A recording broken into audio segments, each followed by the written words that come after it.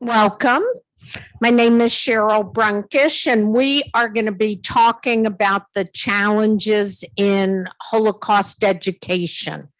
And the way we're going to work it today is I'm going to introduce all three speakers, and then we're going to address some questions and have a dialogue.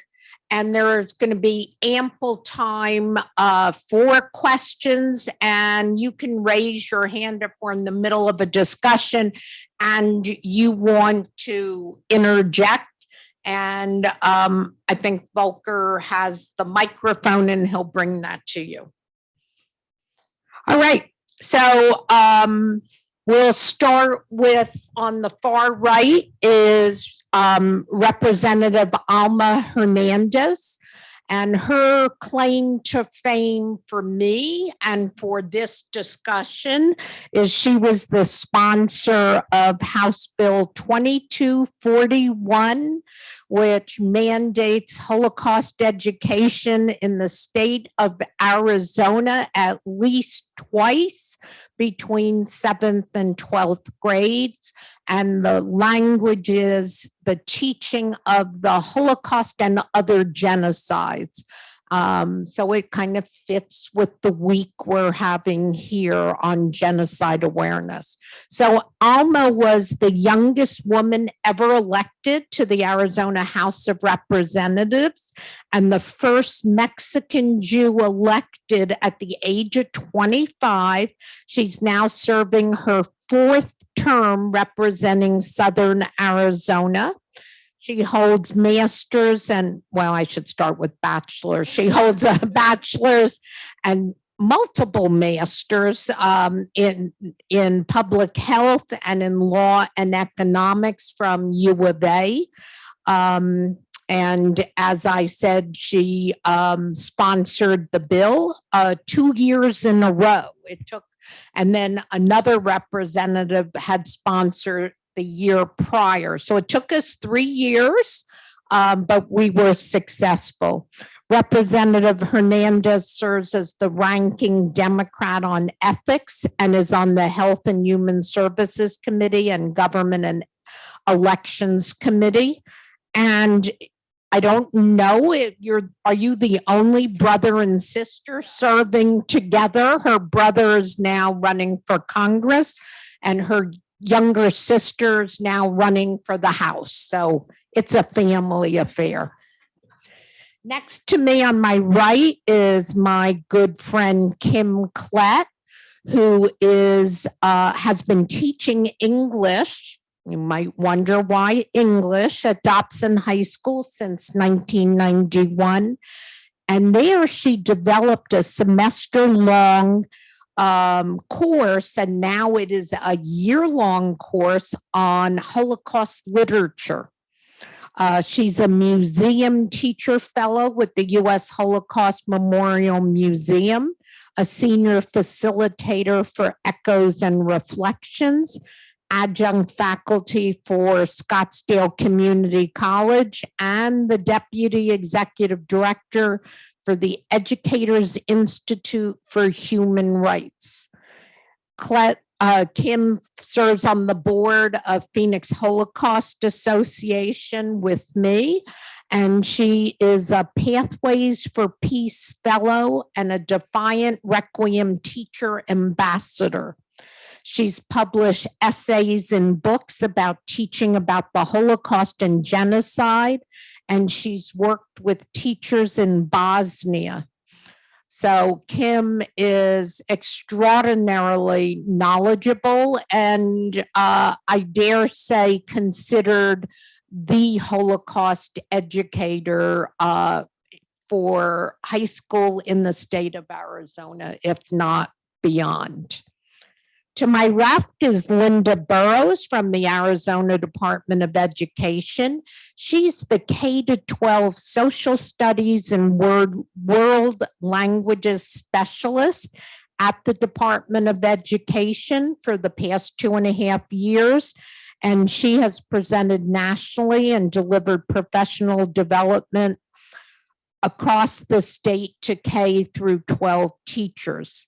She sits on the executive boards for the Council of State Social Studies Specialists for the Arizona Language Association. And she's a member of the National Council of State Supervisors for Languages and works with the Arizona Council on Economic Education. Prior to her work at the State Department of Education, she was a teacher and taught for 20 years in grades 7 through 12, teaching world and U.S. history, government economics, along with AP and dual enrollment courses. She's received many awards and a Fulbright Hayes Summer Project Abroad program. So as you can hear, we have an eminent panel to talk about Holocaust education.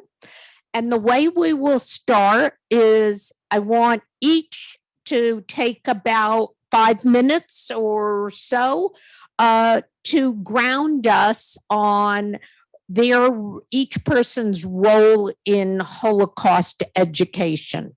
I'm going to start with Linda. Wonderful. Thank you so much for having me here today.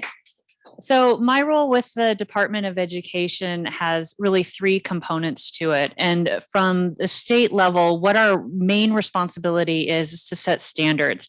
And those standards are what we want students to know, be able to do and understand with regards to the Holocaust and other genocides. And then we also break those standards down into grade appropriate levels. So what a 7th grader or a 3rd grader learns will be different than, say, what a junior in high school learns. So it's all at a grade appropriate level. So that's the main role that the Department of Education has with regards to Holocaust education. The next component that we are responsible for is providing professional development. And so this is a large portion of my job at ADE, and I'm responsible for providing all sorts of opportunities for teachers to learn the different skills and dispositions needed to teach difficult topics like the Holocaust and other genocides. And so I provide them myself. I also work with a bunch of partner organizations like Echoes and Reflections, the United States Holocaust Memorial Museum, to bring in those kinds of resources for teachers to get that comfortability of how to teach the Holocaust and what are some of the best practices and pedagogy that go with it. And then the last portion of my job with ADE in regards to Holocaust and genocide education is really providing resources for teachers. So in Arizona, we are a local control state. And so the state does not determine what is taught at schools or districts. That is completely out of our hands. But what we can do is provide opportunities and resources that teachers can look at and access and districts can look at and access. And so we house those all now on our Department of Education website under social studies. We have a specific Holocaust and genocide education page. And on that page, we have some lessons that if you've only got a day or 2 to teach the Holocaust, here's a good place to start. We have recorded webinars, some that Kim has done for us in partnership with Echoes and Reflections and the United States Holocaust Memorial Museum. We also have other lessons, and the Phoenix Holocaust Association had a task force that put together a phenomenal grouping of textbooks and speakers bureaus and all sorts of resources that teachers can look to teach the Holocaust and other genocides. And then we also have some really neat recorded webinars for teachers to kind of educate themselves on things that they might not know about, like things of Bosnia and the Rohingya and all those different Holocausts or all the different genocides that they may not be familiar with, but need to teach in class too. So those are the 3 components that I'm mostly responsible for from the state. Thank you. Kim? Mm-hmm. So my role is obvious. I'm in the classroom every day with my high school seniors, which I love doing and am really excited about seeing them every day. And then I feel like I have the best of both worlds because I also get to work with adults, with teachers in these teacher training programs. And so it's really fulfilling to be able to, kind of like what Linda was saying, provide resources and get them excited about teaching about, this really dark history but seeing that passion, and I've seen several teachers here in the Valley and elsewhere who have just blossomed. Being at an Echoes and Reflections training, and having a teacher come back the next year. This happened in Dallas. And a teacher comes back and says, oh my gosh, I developed a course like yours and I used the materials you gave me. And then I found these other things. And so we're sharing resources. And it's just really rewarding to hear the excitement, that some of the newer teachers are finding in this history as well, and in teaching this. So my role is just that, teaching, whether it's with adults, whether it's with my high school students, and really trying to get them to see the importance of this history and this education. All right, so I'm obviously not in the teaching aspect of this. However, before I ran for office, I actually used to be a volunteer docent at the Jewish History Museum in Tucson when I worked at the Jewish Federation not too long ago, because I think you said 4 terms. It's been 4 years, because then people are, yeah, right. I'm really old now. I'm ready to retire from the legislature. No, however, I was a volunteer docent. Actually, I shared the story on one of the reasons why this was so important to me as well, was one of my teachers, Miss Teresa Dolgoff, when I was in elementary school. And actually, she came to testify for the bill, which was really, I'm just so proud of her for doing that, and also just very blessed that she's still with us and she was able to join us, right? She was one of my first teachers in elementary school to teach me about the Holocaust. And that was my first introduction to, what the Holocaust is. And she taught it in a way where I never forgot her story. And now that I'm an adult, now that I'm serving in the legislature, being able to work with her and other folks like Cheryl and so many others, so many people were involved. It was really special for me to be able to run this legislation and have a teacher of mine who I've truly adored and admired for so many years come and testify on behalf of the bill. So that was one. But as a legislator, I've also tried really hard to educate my colleagues.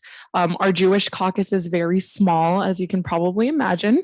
We actually lost a member. Now he's running for governor, so left us. However, our caucus is very small, but we try really hard to educate people on the issues that are affecting our community. And I've been very vocal. For those of you who know, I'm extremely vocal. Sometimes I get myself in trouble.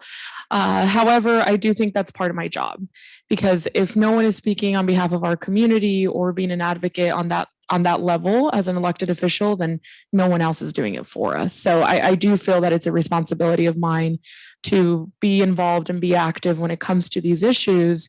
So in 2019, I actually helped lead a delegation of electeds. It was a bipartisan group. We took 18 members, so we took half and half Dems, half Republicans, of legislators who had never been to Israel and who had never really, they knew about the Holocaust, but weren't really educated at all.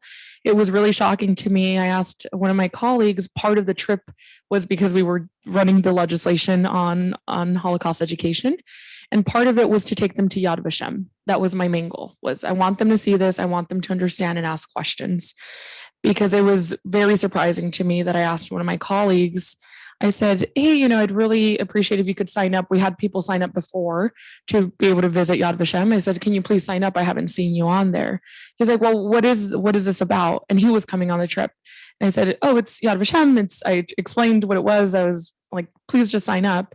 He's like, well, what is all of this like Holocaust stuff? Like, what is this? And I immediately was like, wow, we're taking people on this trip who really do not know. And that was why it's so important for us to, do this work and do this advocacy, because a lot of us live in a bubble where we know everyone that knows about the community and we're all preaching to the choir most of the time.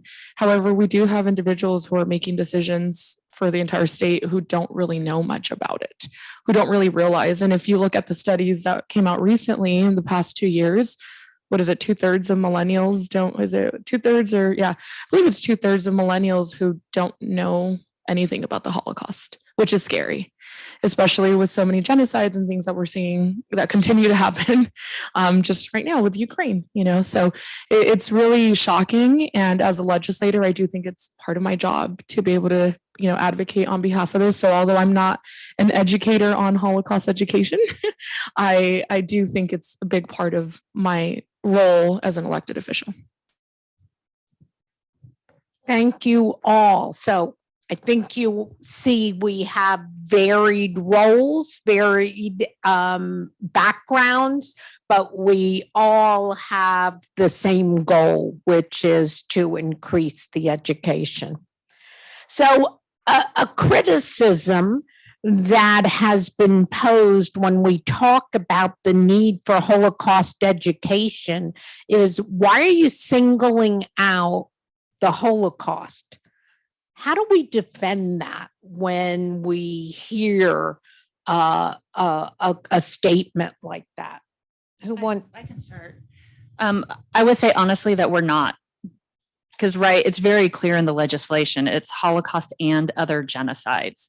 And so right off the bat on our website with resources, how we present it when we're doing all of our professional development opportunities for teachers, it is about the Holocaust and other genocides. And the Holocaust, the reason why it has such a prominence, I think, for an unintended consequence that's a benefit, is it's one of the most well-documented genocides that occurred, where we've got documentation both from the Nazi government, but then also from the survivors and witnesses. And so you've got so many points of view that come at it that it really does make that perfect comparison to be able to learn some of those telltale markers of what happens when people don't pay attention and what happens when you're not involved civically and you're not socially aware.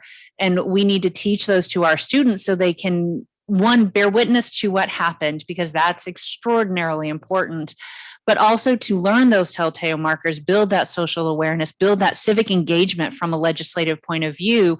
So we know that when we see what happens with the Uyghurs in China, when we see what happens to the Rohingya, when we see what's going on with Ukraine, and we're finding out what happened in Bucha just a few, it's important. So it's not that we're not singling out the Holocaust, but it is the most well-documented one. And it is a great place to start as a reference for going forward and teaching about others, I think. Thank you.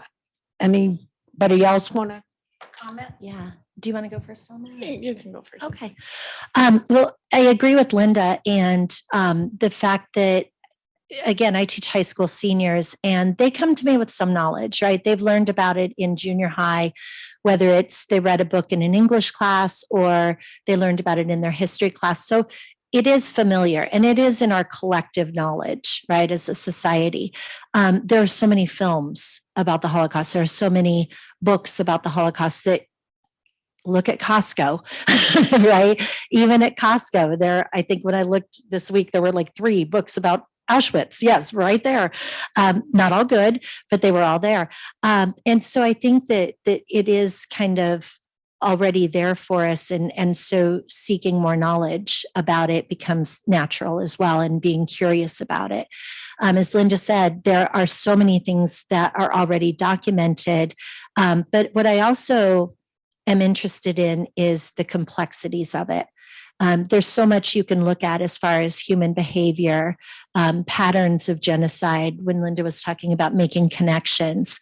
So, for example, tomorrow at Scottsdale Community College for this Genocide Awareness Week, we'll be doing a teacher program, and it's focused on media literacy and propaganda, using it from the Holocaust. But how do we teach our students about media literacy today? Because it does connect.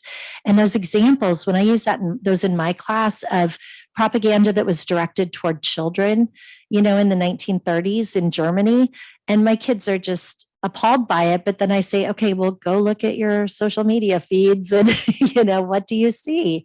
And they do really make those connections. So I think that's important to look at as well.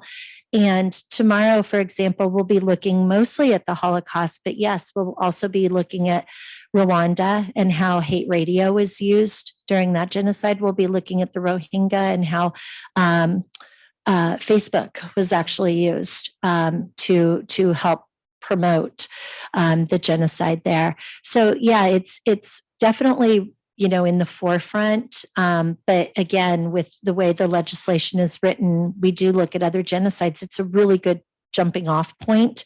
And again, when kids already know something about it, they usually buy in a little bit more like, oh yeah, I kind of know this. They're a little more willing to go forward with it.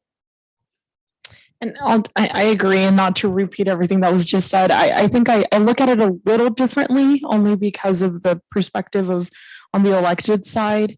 I mean, we're all able to introduce any type of legislation we want. I'm sure you've probably seen some that are great, some that are terrible, some that should be put in a drawer and never be looked at ever again. However, that's our right as an elected official, and also your right as a constituent is to come to us and say, hey, if you're interested, I'd like to work with you on a specific bill. And this is how this happened, really. I think one of the things I've heard from people is, well, you just focused it on the Holocaust, which it's clear we didn't. But also, I think it's a very special type. I'm not saying that the Holocaust is more important than any other genocide, or that Jews and others who were killed in the Holocaust are more, their lives mattered more than anybody else who has had experiences like this before. But it is a very special, I would say, the Holocaust is very specific. And right now we live in a time where hatred against Jews continues to escalate. I mean, anti-Semitic crimes and hate crimes have been on a rise. Anti-Semitism is on a rise all over the world. So I think it's important that when we're talking about this, we're not saying the Holocaust is more important than any other genocide, because I don't believe that. However, there's reasons why when we say never again, we're trying really hard to educate people on this. So I do think it's the way I see it is, I've had folks, say, well, as an elected official, why don't you run legislation on the Armenian genocide? Well, I'd be happy to look into it, but also we made this specific Holocaust and other genocides to cover that. So we don't have to go to the Department of Education every year with a new bill on a genocide, or having what many people refer to during this time, the what do they call it, of suffering. And I don't want that to be the case, because again, it's not my job as a legislator to say what genocide was more important, because I don't see it that way. So I do see it. And then also we have many Holocaust survivors who were involved in this process, who are still living, some who unfortunately didn't make it to see this happen. And it really hurts me, because a lot of them I had worked with for years when I worked at Federation, and I was helping at the Jewish Family Children Services with the program of Holocaust survivors there. And we've had many pass away during COVID. And for me, it's important that we do acknowledge that there are other genocides. Yes, we think they're all just as important. However, the Holocaust is, in my opinion, a very special type. When we're talking about educating people on this, it's really important that it's very different. And this hate continues to happen all throughout the world, unfortunately, against Jews. And I think that's why it's very important that we teach this. So each of you mentioned something about other genocides, and we were very careful and specific to include that wording in the bill because we felt it was important. But what I'm wondering is how, when you're teaching about the Holocaust, how does it provide insights to these other genocides? So the Armenian genocide happened pre-Holocaust, although it wasn't designated as such until post-Holocaust, mainly because the word genocide was created to describe the Holocaust. But since then, we've had Bosnia and the Uyghurs and the Rohingya and Rwanda. And I guess we should put in the same category the indigenous people, which happened long before the Holocaust. But how do you use the Holocaust to teach about these other genocides? So I'll look to our two teachers for that. I'm happy to. So again, I'm very fortunate to have a year-long class. That is not the norm. Most teachers have a few days, maybe a week, right? So I understand that. But we spend all of the first semester on the Holocaust, and then part of, I'd say about maybe 8 weeks of the second. And then we use that basis of knowledge. So using, like, from USHMM, they have this fabulous timeline that covers the entirety of one of my walls in the classroom. And I still refer back to that. We're looking at Rwanda right now. They're reading a memoir called The Girl Who Smiled Beads.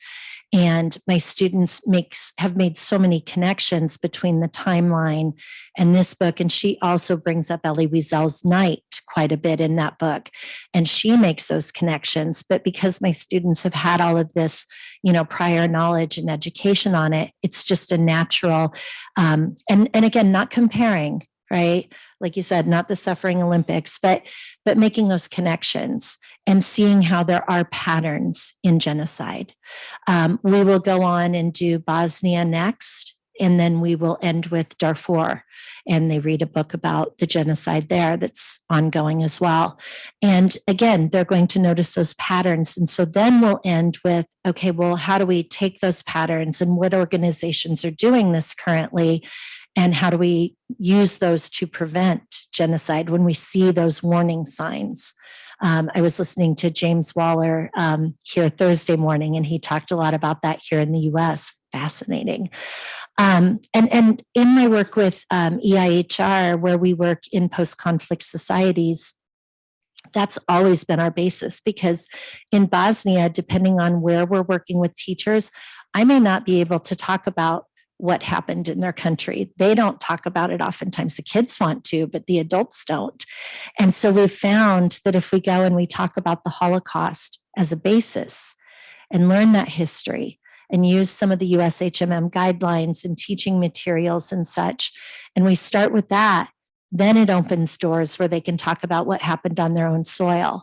So we did that. The first country we worked in was Rwanda. They are now reading The Diary of Anne Frank in Rwandan schools, which I think is amazing. We have done the work in Bosnia.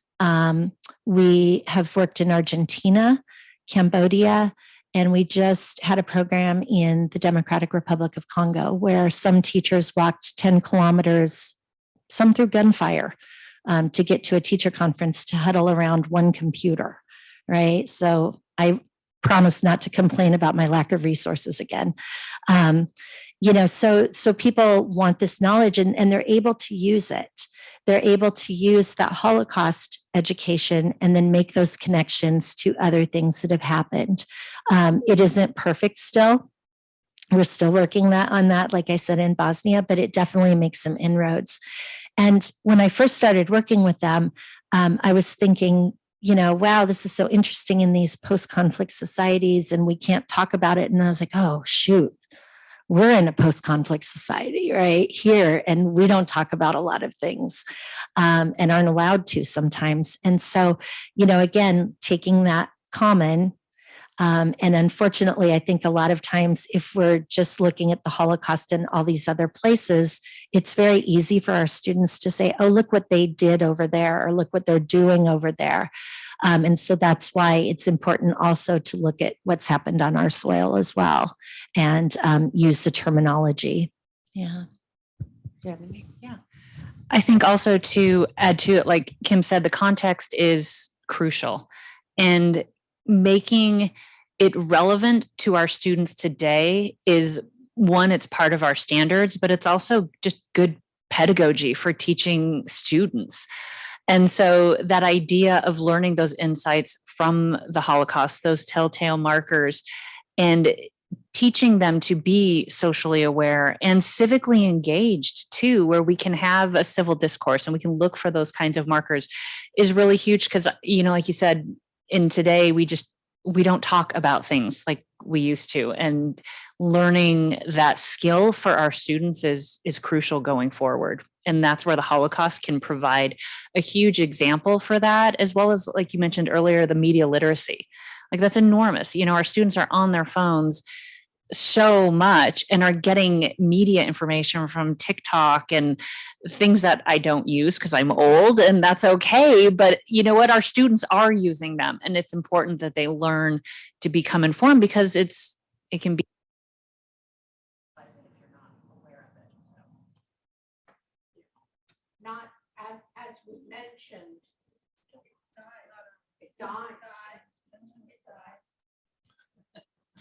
This has to happen.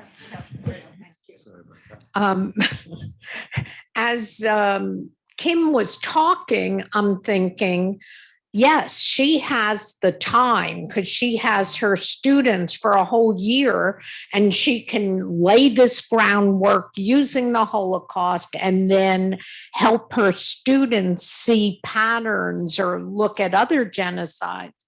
What happens in a school district where there's no course? I mean, do you know how many Holocaust specific classes there are in high schools in Arizona? I know of 3. Yeah, I can think of at least 7 off the top of my head.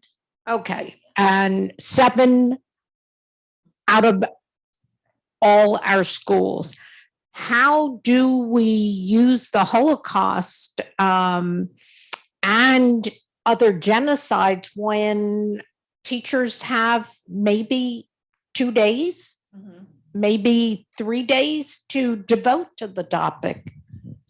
Yeah, I think that's where, from the Department of Ed point of view, one thing that we've really tried to do with our resource page is right at the top of the page, it has a getting started.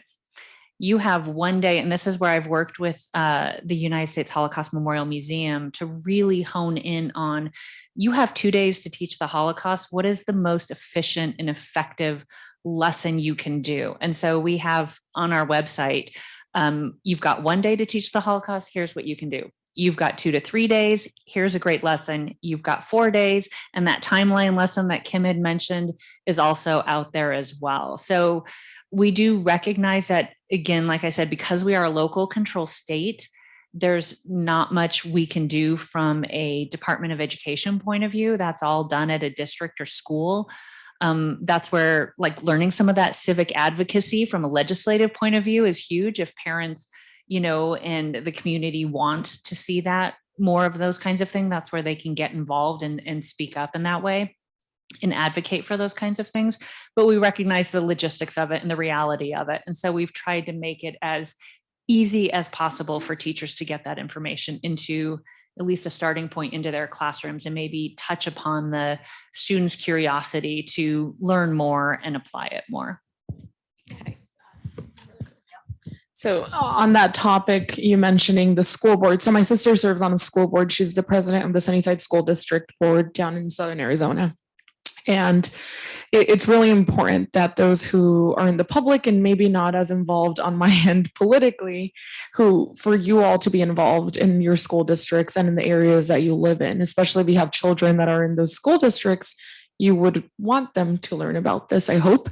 If you're here, I'm assuming that that's probably a good sign. However, that's something that we have to do, right? That's the public. You won't have a board that, unless there's someone that's very passionate on that board that will say, we will take this on. That has to be something that's initiated by the community and by the folks who live there. So it's really important. I've had, there's a Holocaust survivor, Wanda, I think you met her. Wanda, she lives in Green Valley. She volunteers. So Southern Arizona sends a lot of our Holocaust survivors to public schools to speak, like they do 1 day at one of the middle schools or high schools. Obviously during the pandemic, that slowed down a lot. But Wanda's trying to get back into the schools again, and she's been contacting the school boards directly. And she says, hi, I'm a survivor. I want to come to your schools. And she's called me and given me updates and had little complaints here and there about certain school districts. But that's something that she's doing on her own. Like right now, she's taken that on because she says, I want to go back into schools again. But also we need the public and those who are in the areas to initiate that, because I can only do so much as a legislator. I don't live in all of Arizona. I live in Tucson. So I can work with my districts that I represent, but it's also up to the public and the parents to help initiate that too. So I just want to make sure that people know that that's a lot of it falls on us when it comes to that aspect of it, because we can't tell. This Department of Education can't make that decision for the school districts. And if I can just add that, for myself being an English teacher, English teachers have more time, right? Social studies teachers have so many things they have to get through. And so that's what I found. I got my neighbor teacher who is a second-year teacher, but now he has my timeline on his wall. You know, we switched it over, and he was able to do a book with his freshmen that's about the Holocaust and using one of our local survivor stories. So it's, you know, sometimes working with other departments, sometimes thinking outside of the box where it might fit in, having that survivor come speak, all kinds of different ways that you can add that in. Well, talking about books, I'm sure everybody has heard about the Tennessee School Board that banned the Pulitzer Prize winning graphic novel Mouse. What are your thoughts about the banning of this book and other books about genocides and violence? So unfortunately, within legislatures across the country, not just in Arizona, there has been a collective effort, unfortunately, I will say, to ban books, whether it's Holocaust, genocides, or you name it. Anything that's remotely controversial, yeah, or political, right? Anything. I mean, the amount of books that we have seen list, because we did pass a bill recently, I think like a month ago, maybe. I don't know if you remember the one that it made the school districts publish online all the materials. First of all, we don't give our school districts enough money already. We continue to cut the budget for education, although my colleagues on the other side will say that's not true. It actually is. We are nowhere near where we should be per child. And I think putting that burden on the school districts and saying you must do this and you must show us the books and the curriculum. I mean, I get it. There are parents who want to know what their children, I hope most parents want to know. However, I don't think that should fall on the school districts. And the reason they're doing that is because they know that if they can collectively advocate against a certain book or against a certain whatever they don't like, it's very easy to get that done, right? I mean, if you have it published online and you have a parent who has an issue with one word that's in a book, that can automatically be taken away. So it's really important that we push against these terrible laws that are happening not only in Arizona but across the country. But the effort from that school district to ban that book in particular, it shouldn't be done, right? It's wrong. I know that I myself and many other electeds are like, this is outrageous. Like, we should not be banning this book. However, at the end of the day, those are decisions that are made by people who were put into office. So it's a little frustrating, but the only way to stop that is by being involved. But yes, there is an effort around the country to ban certain books, which is unfortunate because if we're not teaching the younger generation about what's actually happening in the world and what has happened, I mean, we can't expect things to change. So it is really frustrating. And I share the frustration with many of the educators who are in this world, but we shouldn't be doing that and also making the life of librarian harder because they already deal with so much and with little resources. So yeah, I have a lot of opinions on that. And basically it's really stupid. I'll be very honest and blunt. It's just ridiculous and we shouldn't be doing it. I agree. And with the publishing, I mean, every teacher I know publishes a syllabus. I put all the books I'm going to use in that class. It goes home, parents sign off on it. It's online, they can access it. So yeah, the burden of putting that on districts, it's terrible. And unfortunately, I think what it's doing is making a lot of teachers really afraid. So, you know, teachers are asking, oh, can I teach this? And it's great literature and something we've used for years. And now they're questioning that. I actually testified in front of the House Education Committee, yes, on that bill. And the things that people on the Education Committee thought we do in our classrooms, which is just so off. And I invite anybody to come to my classroom anytime and see what's going on. A lot of learning, hopefully. But yeah, it's just, you know, and Mouse was in that case, it was language and the visual of the nudity, but they're mice, exactly. So that happened after I used the 2 volumes of that book in my Holocaust class. And of course we talked about it, and my students were just appalled. And they said, oh my gosh, those poor kids, like they're missing out on such a great book. You know, that was their reaction. And when I told them why, you know, because I said, why do you think? And they did say, maybe the language, like he cusses a couple of times, but nothing major, like nothing you don't hear in the halls, but right, or parents, exactly. But they were just shocked that was the case. So yeah, it's very interesting. I think on the upside, Art Spiegelman has sold like millions of books now, more than he had. And I think a lot of kids probably saw that and were like, "Ooh, I'm going to read that." So he probably got a lot more readership than he already had, which was amazing. Yeah. Yes. Yeah, it was like yes. Yeah, I think if I can just add to that as well, it really just shows the importance of, honestly, the marginalization of social studies across the board, beginning at an elementary level, and the importance of being civically minded, civically engaged, and being able to speak your mind. You know, I fully understand as a parent, you know, I was one of those very particular parents about what my children could and could not watch on TV. And, you know, I did control that, but that was my point of view as a parent, right? And that was done in my home. I didn't limit options outside, and that's just me personally. And I think it does get back to the larger issue of the marginalization of social studies, where we are not teaching people how to have civil discourse, that people make that assumptions without knowing. And it is important that we leave those options open and teach about being socially aware and stuff. If I could just mention one more, I just thought, because after you testified, I remember that you also touched on this. So we had a bill recently in Arizona to ban critical race theory. And I'm sure this has made the national, even international, it's embarrassing news. Most of the folks, and as you were in the education committee, so just so you all know, most of the folks that are on committees at the legislature a lot of times don't have a background on that specific topic, and it's silly, but at the end of the day, it's a little scary because these are the folks that are making those decisions. My brother does serve on the education committee, but he was also a school board president for like 9 years, so he's very well aware of the issues in public schools. And there are like 2 others that are teachers, but not everyone there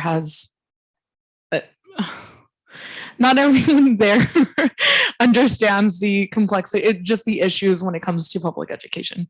So when this bill came, we had a lot of folks who made it very political. Most of them did not even know what critical race theory is or what is taught or they just don't know. It's just a click word that they've now used it as a political tool, and it's unfortunate.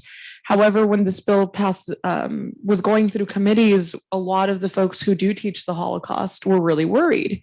And you mentioned in your testimony is you can't teach the good or the bad of the Holocaust.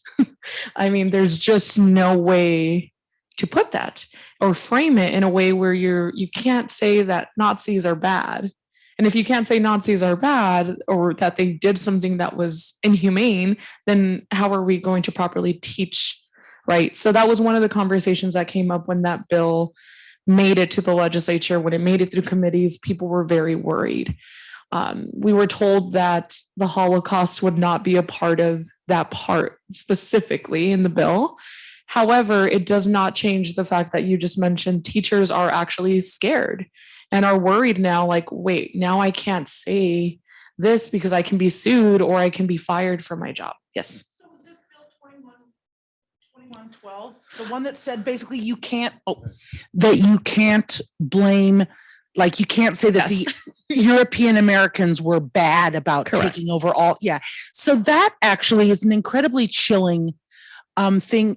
And it's so odd to me that both bills just passed this year, right? Yes. And so how do you, I mean, part of me thinks I would just do it anyway. I would just say the Nazis were the reason why the Holocaust happened. Yeah. The European Americans were the reason why, can teachers just, is it, Kim, would you do that? Would you just say, I'm going to do it anyway? Or are you really afraid of what would happen if you did do that? Well, and that's part of it is that, I'm an old teacher. I'm ready to retire after another year. So I don't really have a whole lot to lose. So I am going to teach the way I always have. Like Alma was saying, the way that bill reads, you couldn't say anything negative against the KKK because you'd be saying that they're a group of this group of white people are bad, and you can't do that. So, and isn't that a fundamental strike against freedom of speech? I mean, is it constitutionally, is it going to be able to withstand litigation, unless of course it makes it to the Supreme Court of the US. right. I mean, I'm sorry, the bill actually drives me. Oh, believe me. Right. Not the only one. Nancy Epstein came over to my house one day last week. We just sat and talked about that bill the Yes, whole time. it's terrifying. And they were originally going to fine teachers. And Yeah, that went away. I have a friend who's well connected, and she said, "Honey, you just go and teach, and I'll crowdsource you. I'll fundraise for that," which I loved. But yes, good for her. Yes, but now it's school districts, and that's the power of it, because now it's not just a teacher saying, "Well, go ahead and fine me." Now they're putting the power in the school boards or the school districts. And so they're saying, "Oh, we need to be careful about this." And, so it's making it even bigger in that sense. And yeah, when I testified, it was right after MLK Day, ironically. And that was, I think your brother brought it up, that he knew people who were afraid to teach about MLK. And one of the House Committee Education members said that he thought MLK would love this bill. I'll leave it there. So what I can say with regards to that legislation, like Kim said, we're old, we're ready to retire. If I were in the classroom, I'd bring it on, But for younger teachers and new teachers starting out, it is having a chilling effect already. Even before it passed, it had a chilling effect. The one thing I can say is that you stick to the standards. In the standards, it's all about inquiry. It's all about critical thinking. And it does talk about Jim Crow laws. You have to talk about slavery. You have to talk about the Holocaust and other genocides. And that's all in there, regardless of the bill. It's required for standards. So you have to teach it. You have to be more wary about how you teach it and maybe some of the wording in which you say things, but it's in there in the standards. You have to teach about slavery and European contact with the indigenous peoples. And yeah, millions of indigenous peoples died because of that, and that is a horrific thing to have to teach. And it's a horrific thing to have to teach that millions of people died during the Holocaust, but you stick to the facts. You don't assign blame, and you let the kids do that kind of investigation through inquiry is what I would recommend. What are the chances that this could affect the standards and that they change? Well, the standards are all, it's a whole bureaucracy process kind of thing. And it's a little Byzantine in that it doesn't happen very often. I mean, we just got new social studies standards in 2008. And the ones prior, or 2018, excuse me, and the previous standards were from 1999, 2000, I think. So they were really, really old. So it doesn't happen very often. And when we do standards, it is something that it is set up where it has to be done by Arizona teachers for Arizona students. It's done by committee. You have parents that get involved. It's open for public discussion for so many months where the public can comment on the standards. And then we have to address each one of those comments as to whether it's an actionable item or not actionable item. Many times the actionable items are actually curriculum comments, where that at a state level with the standards, that's not what we do. We just want what students need to know and be able to understand and do by the time they graduate high school, and then graduate that down by each grade level. So that's really where, from a standards point of view, it doesn't happen very often. And I will say just one quick thing on that. That had been an issue that was brought up. Actually, I've received so many emails about it because in California, I believe it was last year or the year before, they were looking at changing some of the social studies standards specifically to include some language in there that would basically make Israel the bad one. And I remember the teachers' unions there, some of them pushed against it, some of them were supportive, and I don't remember where it ended up, but they were worried at the beginning. A lot of folks here in Arizona were worried that what happened in California would happen here. So we had to remind people, like, it doesn't happen. First, it doesn't happen overnight. There's a very long process for this, but also, yeah, if there's enough people that, get together and want to do something, we can't say it's not going to happen because I don't know who is on the committee and how that goes. However, I do know that there is not an effort currently by the Department of Education, especially Kathy Hoffman, to do anything remotely that would affect the teaching of Holocaust or other genocides. I just want to make that clear because I know that there had been a lot of concern around that specifically because it has happened in other states. Well, just because I'm not really clear about this, in the standards, can you hear me? Sorry. With regards to teaching of the Shoah, and is there test questions that there's no test questions? And I'm just flabbergasted, sorry, because that means that teachers aren't held to account. And I personally have encountered teachers and read about where there's a huge resistance in certain populations to learn about the Holocaust because there's anti-Semitism out there and people deny that it happened and they teach that to their children. So, okay, that's interesting. And that really leads into the next topic I wanted us to talk about, which is the bill 2241. It requires schools to teach about the Holocaust and other genocides at least twice between 7th and 12th grades. And my question is, do you feel that the mandate is sufficiently specific, and how could it be improved? So I do think the legislation is very specific because the Holocaust and other genocides were in our standards prior to the bill. It brings awareness and a focus that wasn't there before. And I think that's a super positive thing.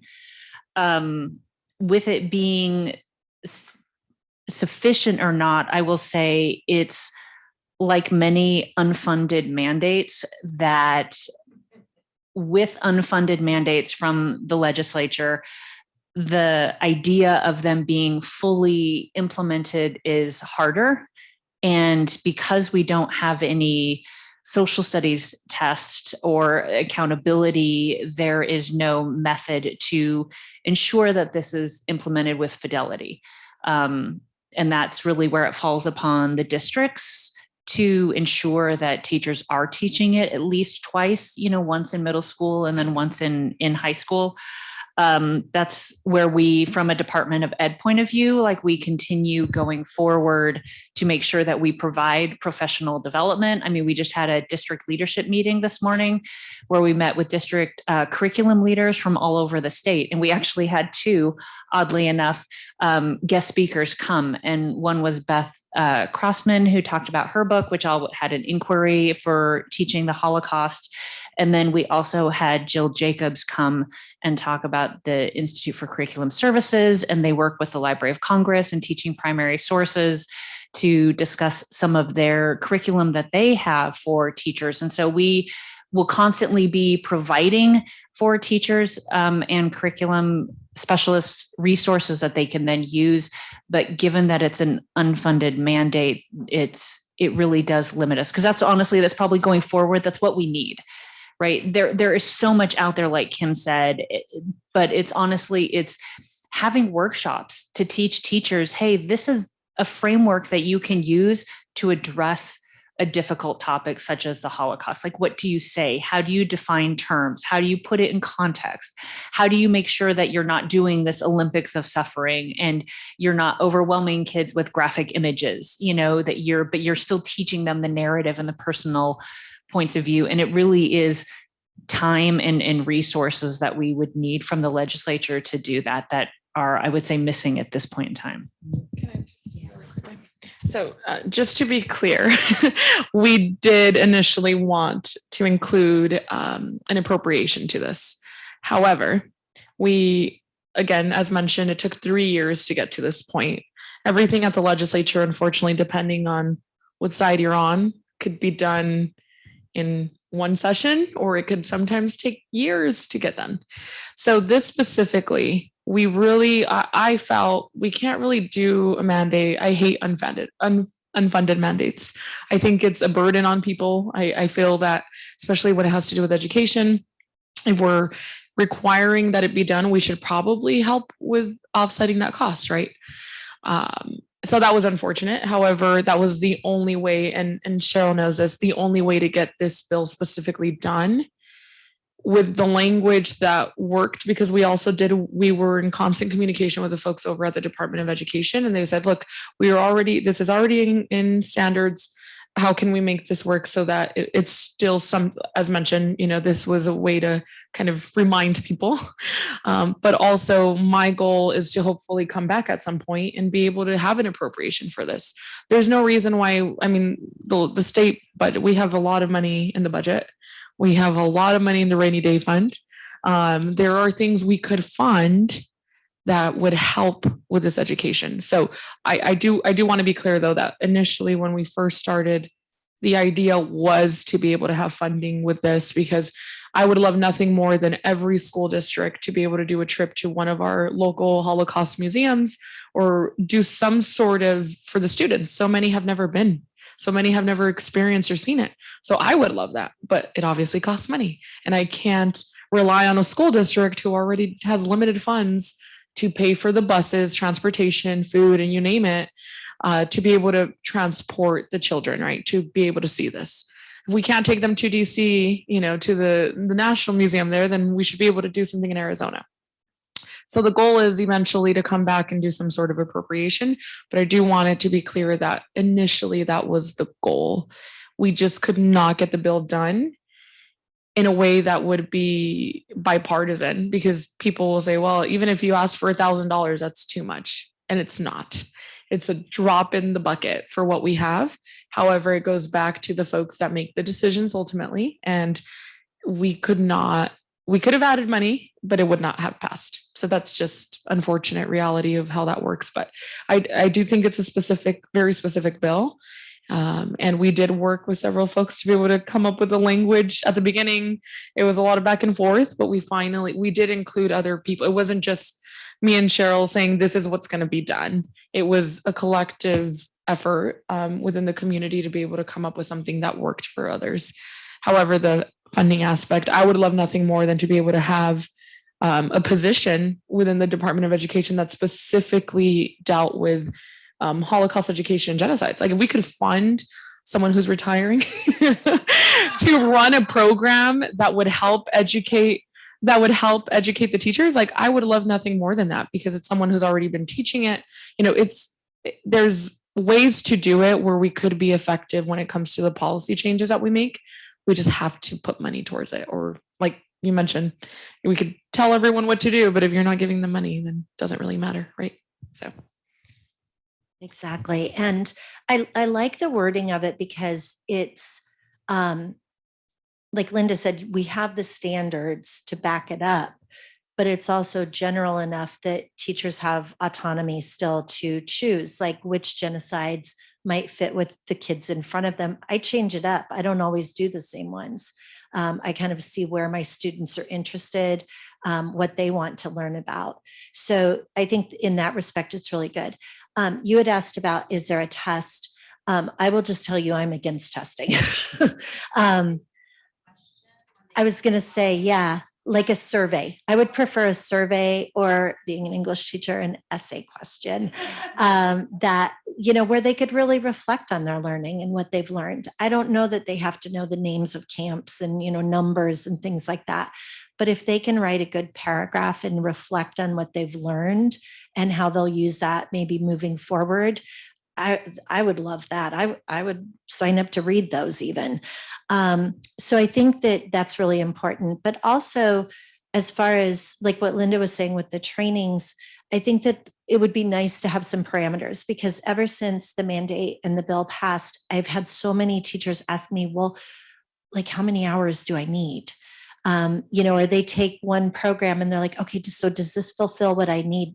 Because we're teachers and we want to follow the rules and make sure that we've covered what we need to do. We also don't want it to be onerous on the teachers, right? Because we're stressed right now.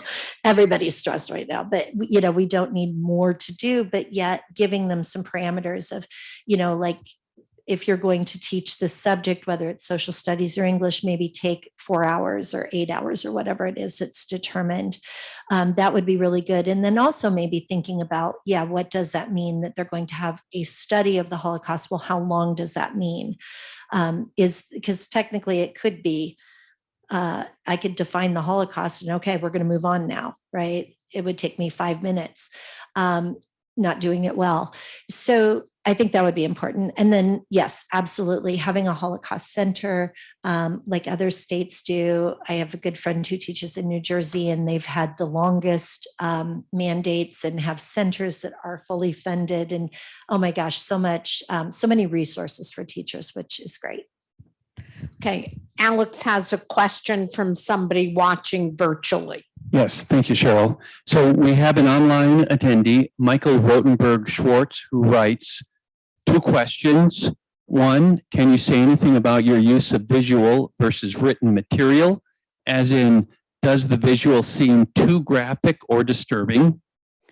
2, do you see a place for visiting sites of mass atrocity in genocide pedagogy? I'll answer that first for sure. So I do use photographs, but I do not use graphic photographs. When I first started teaching the class, I actually had a student who said he was disappointed that I didn't show, like he was looking for that. They can find that on their own if they want. My job is not to scare kids. My job is not to give them nightmares. And so I do my best not to do that. But we absolutely use photographs. I have there's a great exhibit on the USHMM website called Somewhere Neighbors, Collaboration and Complicity During the Holocaust. And it's probably my favorite exhibit that they've done. And I use photographs from that. And again, they're not bodies. They're not anybody being harmed or killed or anything like that. There's one that I'm thinking of that's an auction, and they're auctioning off items of Jewish people who were just recently killed. And so looking at photographs like that, which also, again, adds to that complexity. It wasn't just the Nazis. Look at other people who are profiting off of this as well. I would say definitely using a lot of photographs, but honestly, words can be just as graphic. And we talk about that a lot. I always give my students a warning. I have some students who are traumatized by, rape, for example, or things like that. And so if I know that's coming up in the book, I give them that warning. And the second question was about visiting sites and the value of that. I've gone on my own everywhere. A lot of places. I love to travel, and I love to learn when I travel. And so I've not taken students, because that scares me. But I have taken students to Los Angeles many years in a row. And yeah, you're right. The funding for that, I've had to reach out to the community for help. But I've been able to take kids. I call it a day trip because we leave at 5 a.m. and get back about 2 or 3 in the next morning. So it's a day.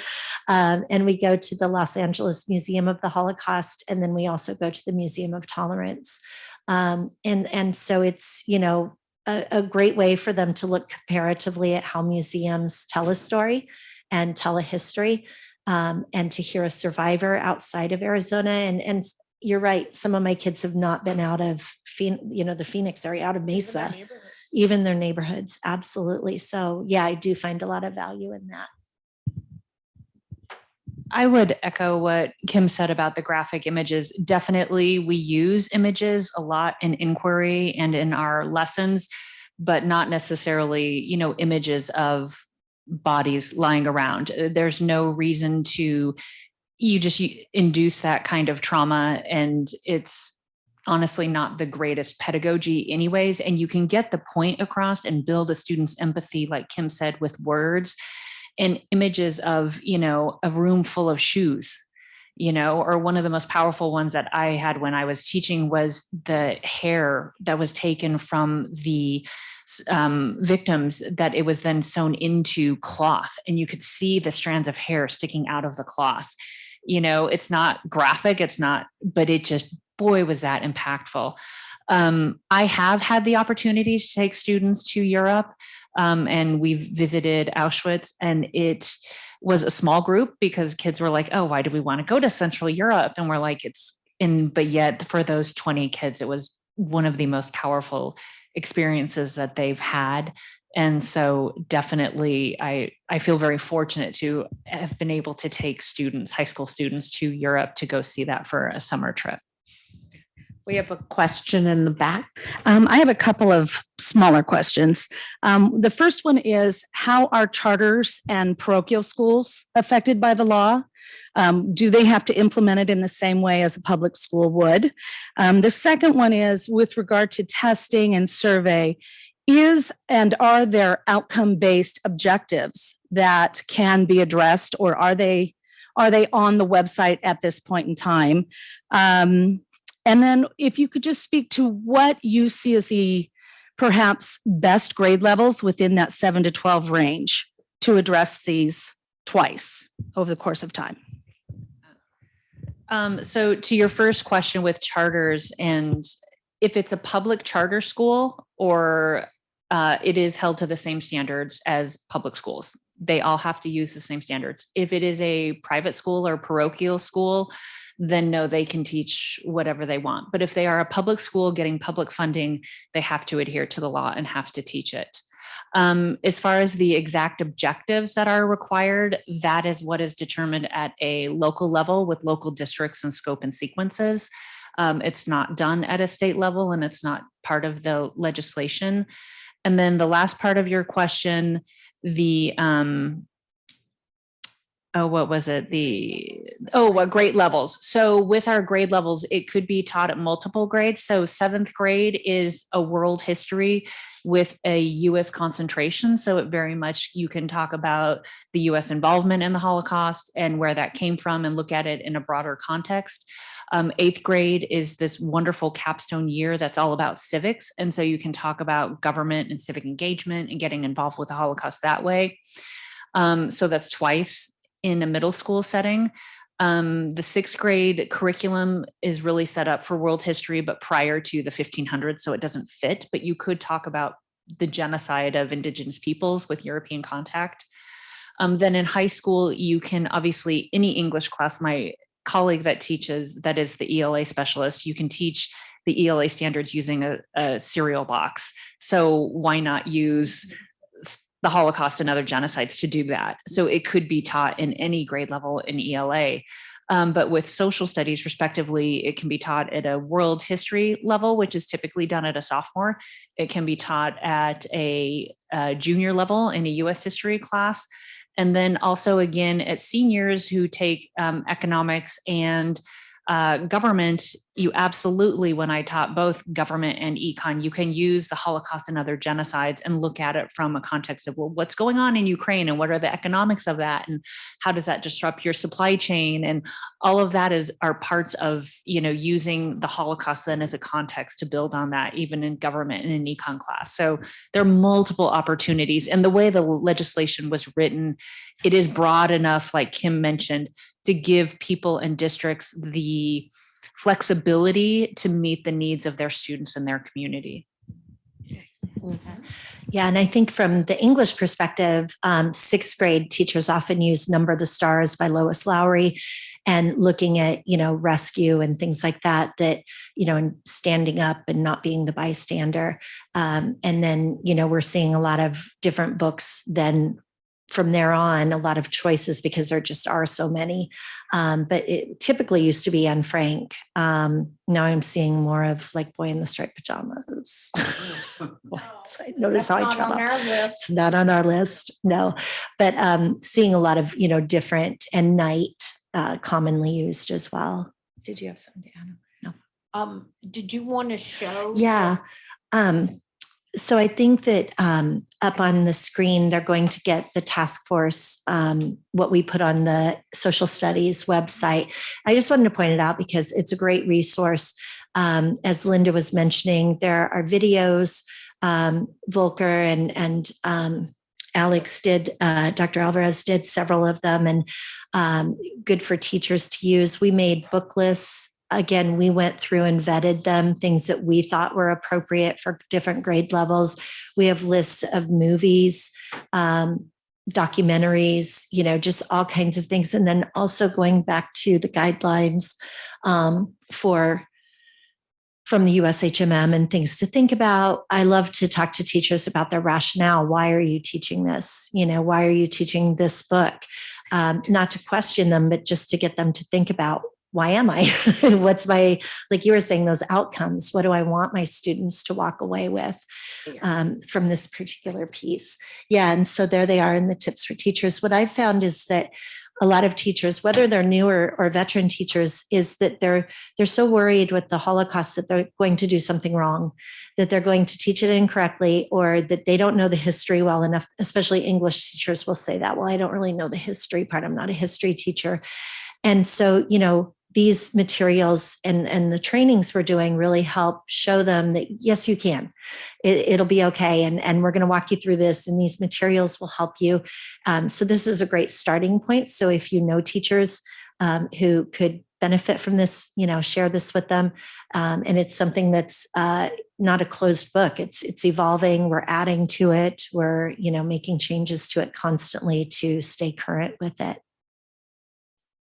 Yes. Well, just getting to that, I'm just curious, how do you approach the school district to inquire what's going on in that district? And do you have to be living in that school district, or is there some nice Jewish organization or other that, kind of inquires as to how a school district is teaching it? I'm just curious about that because I know it's really new, but I believe it's important enough to, be the person on the ground to go inquire or to nudge them. But what do you think about that? I'm not sure about the process or what. No, go ahead. Well, first and foremost, you don't have to be in the district to ask a question, right? Like you really don't, because I've asked many questions about many districts around the state, and I usually reach out to the board members, or I find out like who the superintendent is of the school district and I reach out to them. They're usually very good about getting back to you. So I would start there is, doing a little bit of research. Well, at least from my office, they respond, right? So I guess it's a little different. But if you reach out, I would start off by, depending on what school districts, looking at who those on the school boards are.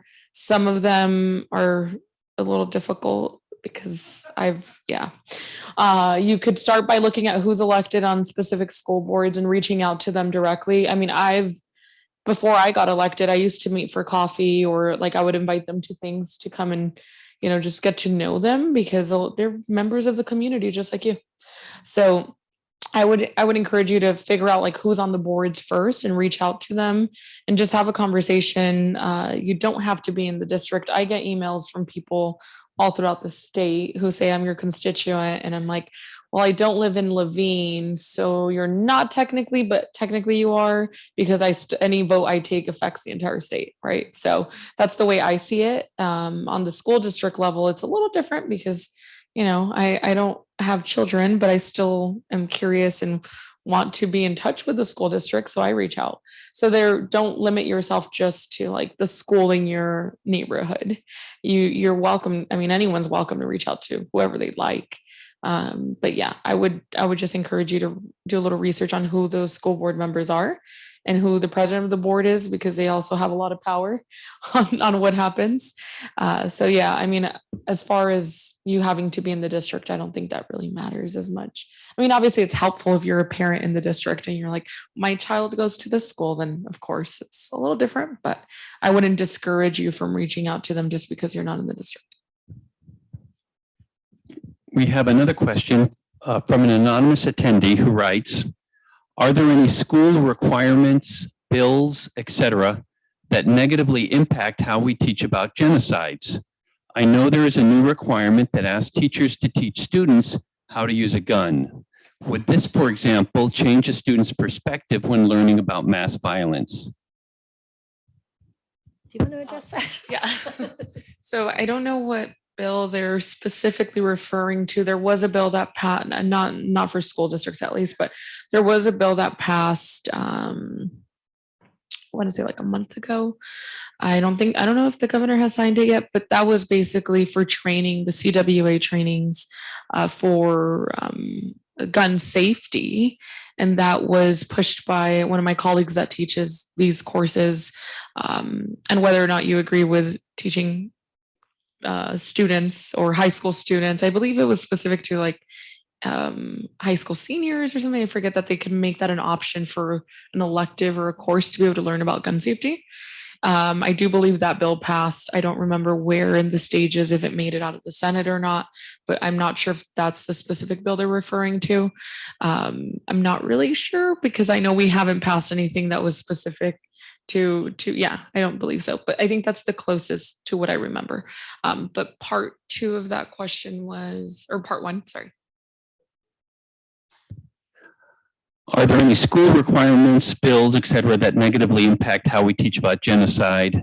And then, yeah, we recently just went over that towards the beginning of our conversation. There are bills that, although the intent was not to affect how we teach Holocaust and other genocides, depending on how you read it and depending on who's reading it, I guess that's up to your own interpretation, right? But I know that there were many, as I said, when that bill passed, there were many teachers who reached out and said, I'm actually really worried to even talk about this because I don't want to do something that's now illegal. So I guess it really depends on who you ask and your interpretation of that language, because it's pretty broad. And even though they've said that the intent of that bill was not to affect the way this is taught, personally, I do believe it does have an effect. And that's just because, first of all, we shouldn't have passed that bill to begin with because it was very political, but also there's really, as mentioned, there's no way to properly teach the good side of something terrible that happened. I can't, I don't know as a teacher, I mean, I don't know how I could teach that. You really can't. So, it's, I guess, yeah, there have been bills that have made it through, unfortunately, that I do personally believe, and I'm not speaking on behalf of the entire legislative body, but I do believe that there are bills that will hinder, the process and being able to properly teach this. Yes. We have. Do you have another question? Go ahead. Okay, so this is from Abe Wagon, who writes, a Scottsdale High School cast recently performed a play, I Never Saw Another Butterfly, and will be performing it internationally this summer. Why not put this play on the road continually with rotating casts and preceded by in-class Holocaust education around the book. Couldn't even ADE have some budget for this? It is a ready-made Holocaust education program, easy for teachers. So that gets back to the whole role of the Department of Education. And because we are a local control state, we cannot and do not do anything of that nature. Now, can we say, hey, here's this great program, districts can look into it and bring it out there at their expense and their cost? Absolutely. And we do offer that as, resources for just different things that as soon as I hear about it, I have a monthly newsletter that I put out that's like, hey, here's this great new resource. Look at this. We post things on their website. Like Kim said, we're constantly making sure that our website is current with Holocaust resources and other genocides. But as far as the department having that, one, it's not within our purview at all. That would be a district or local level. And then two, it gets back to the money. So we've talked about the bill, and I was a strong supporter of the bill, and it's wonderful. However, the bill, as we've already said, has some limitations. How can we know if the education that's required in the bill is successful? Do we have a way to know if it is, to quantify it? Is it successful? No. To put it bluntly, no, we don't. I like him, am not a big proponent of just testing the heck out of kids. I don't think that's really the wisest idea. And that's just me personally. But there are other ways to go about seeing it, from districts in that kind of fidelity, like requiring kids to write something, have an opinion piece about it. There are ways to include things like primary sources from the Holocaust in some of like the AZM2 testing and some of those kinds of assessments, right? You can bring in some of those narratives and document analysis and things like that, where we could get that into it. But there's no real way to do it. But short of testing the students, is there a way to know if it's successful, that it is being taught in every school district? It's the law. So. Yeah. Sorry. So part of the reason why we passed the legislation and not just, after many conversations, we're like, well, it's already in language, right? Within the curriculum, I guess I would say, the standards. The reason we did the bill as bill form and passed it through the legislature instead of just doing it, directly having conversations with the Department of Education was for that specific reason, because we knew we weren't putting money into this. We're like, at least if we know that it's in state statute and it's now a law, it is now a requirement. And if it's not being taught, you're technically breaking the law. Well, you're not technically, you are. So that was our way of, we can't really do anything around the funding aspect of it right now because of the situation that we're in to try and get the bill passed. However, making it so that it's concrete into legislation, I feel that was the best way to go. And that's the reason why we did it that way, because we could do things. There are many things that can be accomplished policy wise where you don't have to go through legislation. However, now if someone in 5 or 6 years or 10 years decides, well, we don't want to teach this anymore, we should repeal it, they would have to do a repeal of that law. And I don't see that happening actually, but you never know. We're in Arizona. However, the reason we passed that law was to prevent, feeling, I guess, that we did not move the needle on this. So that was a way for us to we made it into law. People should comply with the law. Now, whether or not they comply, that's kind of difficult for us to deal with. But most of the school district, I believe people in good faith are really trying to make sure that they're complying with the law. is what I will say. If we had a Holocaust center, they could do surveys with teachers, asking, did you teach it? How long? What materials did you use? Maybe get some anecdotal information. Yeah, so one day maybe. So, well, Kim, you were talking, the Arizona Jewish. I just have a brief question, and you may have stated earlier and I didn't hear. When does this law go into effect? It was in effect in September. It was signed into law July 9th of 2021, and it went into effect in September. So it's in effect right now. Absolutely. So, and then I'll get back to you for a question. I want to make sure we touch on this before we're out of time. And what are future actions that are needed legislatively, in the classroom, and from the Department of Education? What do you feel are the next actions needed?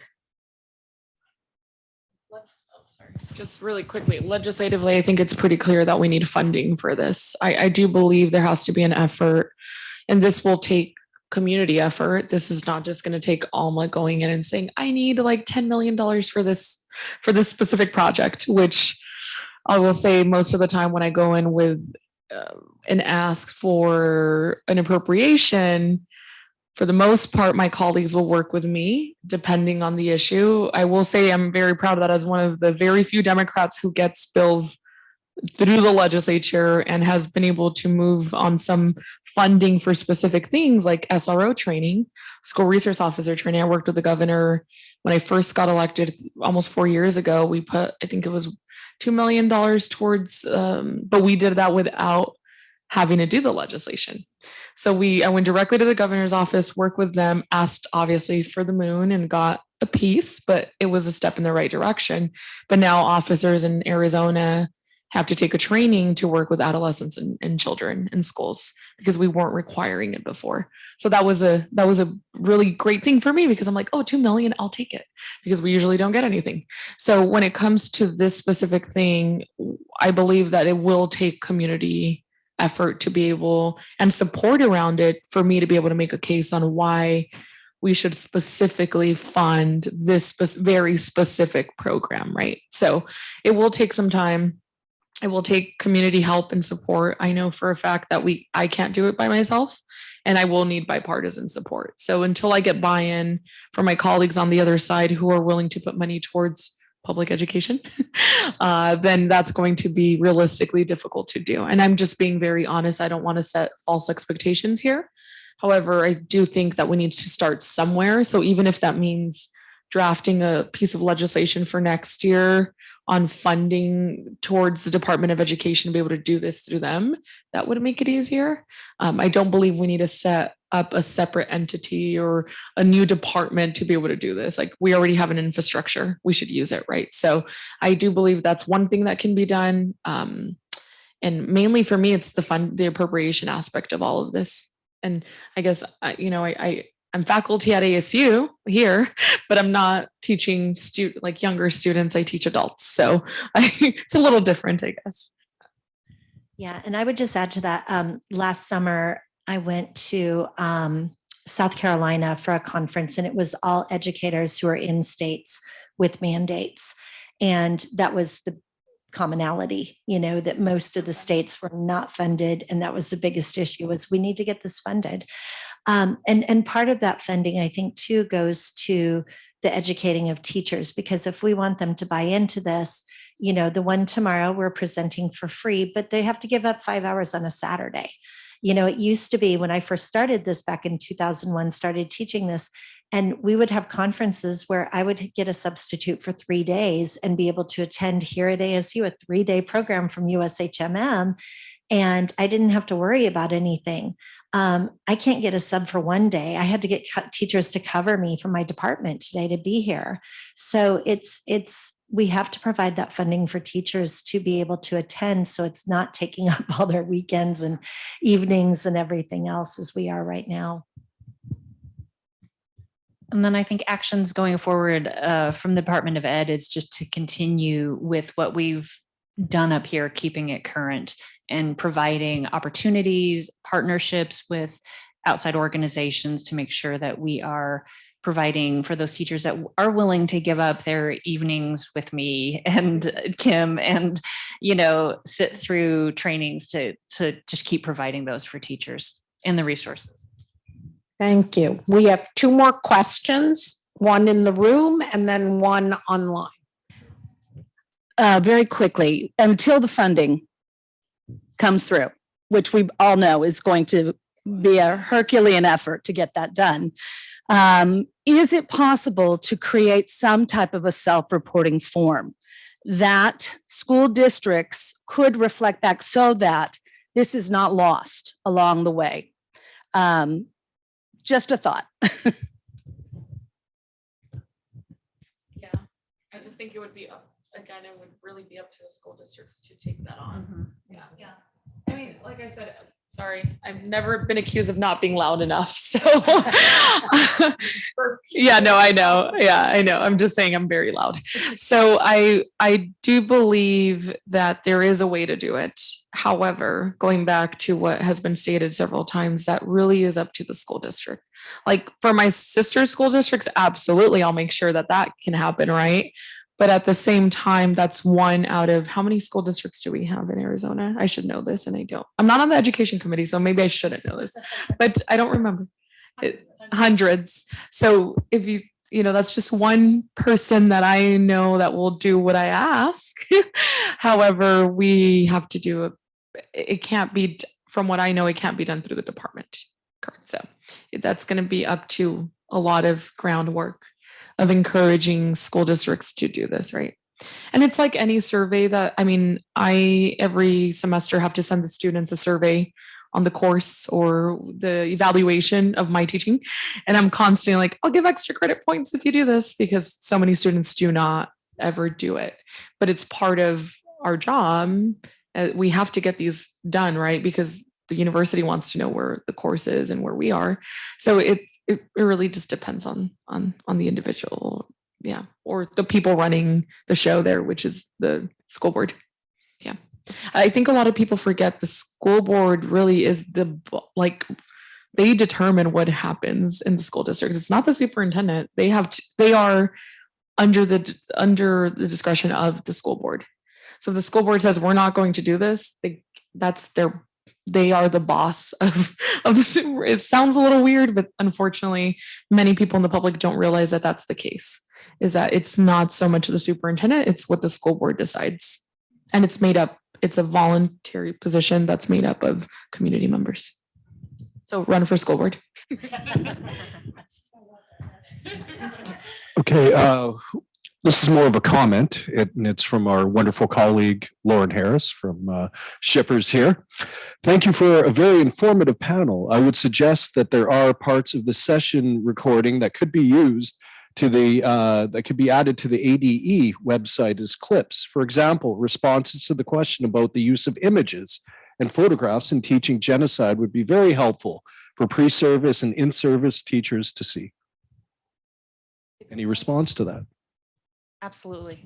Yeah, absolutely. That's something that we can get the recordings and get them uploaded. We've done that in the past, and I think it's really important. I do, one of the things that I have started to do since I worked at the Department of Ed is get out to pre-service teacher classrooms.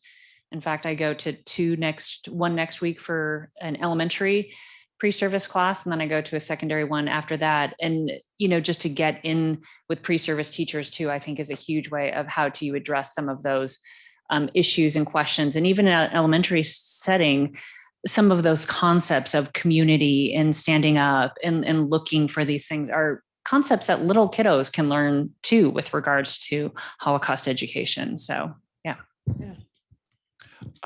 This is just a comment, but I want to give a shout out to Cheryl, who put the last 2 panels together, and I think very, very elegantly. The first one was Writers About the Holocaust. That put 3 generations together, and for, I think, students in particular, makes this an Arizona story, right? It's not a story far away, long time ago. It's a story that connects us to our place here. And the second panel in particular, I found really, really enlightening, right? Because it shows what it takes to get something like that passed. An elected leader, an educational leader, a community leader, an administrative leader, right? You together pulling and pushing from different sides can move a lot of things. So thank you, Cheryl.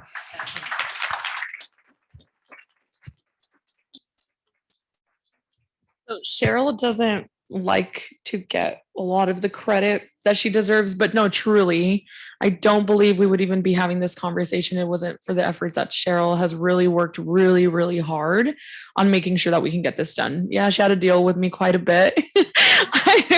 I hope I wasn't too difficult. However, she is really a gem in the community, and I think we all need to acknowledge that without her, I know she doesn't like it, she hates it, but it's really important that she knows and that the community knows that we truly wouldn't be able to have these conversations if we didn't have an advocate like Cheryl, who's constantly making sure that she's holding people accountable, because that is part one, but also making sure that we are moving along and making sure that we are educating the future generation, because a lot of times we can all sit and say, like, we really want this to happen, but it takes initiative. And she has definitely taken that role. And I don't know if she'll ever retire. I hope never. But I do think it's important for everyone to have a Cheryl in their state, because she has really pushed an incredible amount and put in so much time and effort into this. So I just want to thank her, because I wouldn't be able to talk about this if it wasn't really for her pushing it along. So thank you, Cheryl. Yes. What do I do now? Well, I appreciate it. Thank you. And you know what I'll say. And it's true, I had a tremendous amount of help. There are 3 professors in the room, all of whom were on the task force that we put together pretty much in a heartbeat to get during COVID on. I had to learn how to run Zoom and Kim. So I've had a lot of help, but we have produced so many wonderful educational materials. They're just not being used sufficiently. So anybody who is out there who has influence on school boards and principals, have them use our Speakers Bureau and our educational videos. This is the last generation that can ever hear directly from a Holocaust survivor. And it is a shame that not every student in the state does do that. And it definitely is not happening yet. So. But on that note, are there resources, for example, for Native Americans who experienced what happened from, when they were taken from their families? Or are there real life speakers, stuff like that? We do not have, the question was on Native Americans and whether there are speakers that can speak to that. So we have, in this task force, we limited it to 4 other genocides. That is one of the genocides where we have materials. We have a professor here who has helped us put together some of that. And I think the question is a really good one. Could we add, and maybe there is? Yeah, there is. So to answer that question, so I have been working with our Office of Indian Education, and last year, for the first time, I did a social studies summer seminar series where we focused on grade specific content, or the standards actually. And this year we're focusing on content. And two of the areas that we're focusing on are through Indian education. And so we have 4 2-hour sessions. So we have on grade band. So we have K2, 3, 5, 6, 8, and then high school, where we're going to talk about how do you teach and bring in Indigenous voices into your classrooms. And so we will be recording those and putting those all out on our website. And then we also are working with the Phoenix Indian School, which we've done this in the past on the kind of a one-off, once a year thing for the past 4 years. But what we're doing now is we're having one session that again will be like a 2-hour seminar where we're bringing in an Indigenous professor to talk to us a little about the history of the Indian boarding school and talk about culturally responsive teaching, trauma-induced instances of what that means, both to the Indigenous students as well as to teachers, and how do we as non-Indigenous instructors, how do we address that? What do we say? Which we follow a lot of the very similar framework that the USHMM has put out.